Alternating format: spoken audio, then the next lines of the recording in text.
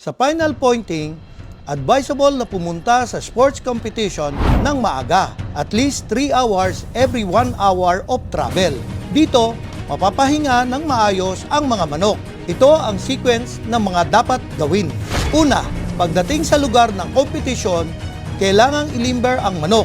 Mas advisable na makita ang ipot na puti o ang pearl droppings.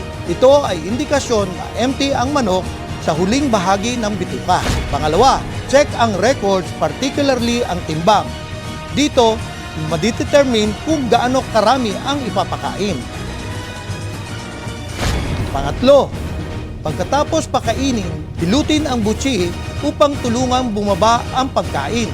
Magpainom ng tubig base sa klase ng ipot, panahon at hipo ng katawan. Pang-apat, pagkatapos ng mga nabanggit na gawain, pwede nang mag-keeping. Ready na sa competition basta magkaroon ng regular dumping at monitoring.